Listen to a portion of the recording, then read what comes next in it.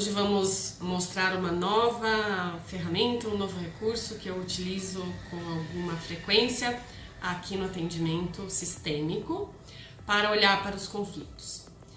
Às vezes eu utilizo essas âncoras para o próprio cliente se colocar em cima delas, ou às vezes eu utilizo como um atendimento individual utilizando recursos como os bonecos. Mas sempre eu estou trabalhando com feltros, né, que é uma das ferramentas que a gente utiliza para essa técnica. Então, vamos imaginar que o cliente chegue com algum conflito e ele tenha uma ideia do que seria um resultado, ou seja, qual é a solução que ele quer de você, advogado. Mas você percebe que existe algo que ele não está muito claro, o conflito ele parece estranho, não é muito palpável, ou o cliente não se sente muito ou não demonstra muita segurança naquilo que ele quer. Então você pode sugerir ao seu cliente olhar para isso como espectador, ou seja, olhar de fora, mas participando ativamente desse movimento. O que a gente faz? A gente divide o conflito do cliente em mundos. Então a gente vai trabalhar da seguinte forma. Nós temos aqui o cliente e o conflito. E nós temos o que talvez seria a solução. Então, aqui você tem mundos diferentes. Como você vai trabalhar? Você pede para o seu cliente botar o dedo sobre o boneco que o representa e que ele, ao entrar em contato consigo mesmo, diga para você quais são as emoções que vêm, quais são as sensações. O que isso significa dentro do atendimento sistêmico? Veja bem, nós seres humanos, nós vivemos várias situações na nossa vida. Nós somos profissionais, nós somos membros de família, nós somos amigos, nós somos seres sociais, então a gente diz que nós temos muitos focos. Nesse momento, nesse atendimento, nós queremos olhar para o cliente neste foco, ou seja, nesta situação, neste conflito. A gente deixa de lado os outros focos do cliente, então a gente centraliza o atendimento nessa situação, nesse contexto. Por isso que quando o cliente entra em contato com o seu representante, a gente sabe que ele está olhando para ele mesmo com esta situação, ou seja, nesse foco. Então aqui nós temos, e nós explicamos isso para o cliente, o conflito e a solução. E aí, o cliente então entra primeiramente nesse mundo e entra o conflito. Quais são as diferenças para ele? O que agora ele sente quando ele está aqui e o conflito entra? O que muda? E entra a solução. O que muda?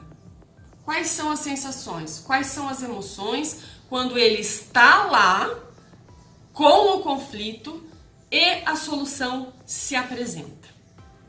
O cliente volta para o seu lugar e agora nós fazemos um novo teste. Nós levamos primeiro o conflito e nós trazemos o cliente para dentro do conflito. O que muda? Quais são as sensações? E então a solução. Vocês vão perceber que a descrição das emoções, do estado do cliente vai ser diferente nesses dois mundos.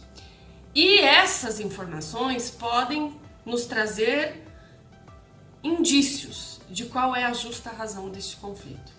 Vamos imaginar que nesta situação aqui, neste mundo aqui, nós percebemos que é mais forte para o cliente. Porque neste mundo aqui, ele está, e então entra o conflito, e então entra a solução. E ele demonstra através das suas palavras, através das sensações do seu corpo. Nós também fazemos uma leitura corporal, de que não é tão intenso o que acontece com ele quando o conflito entra. Mas já nesse mundo aqui, onde o conflito já está, ou seja, ele já existe, e o cliente entra, ele descreve emoções, sensações que nos parecem mais intensas. Então, talvez nós possamos trabalhar com essa imagem, com essa informação. Aqui, onde o conflito já estava e o cliente entra.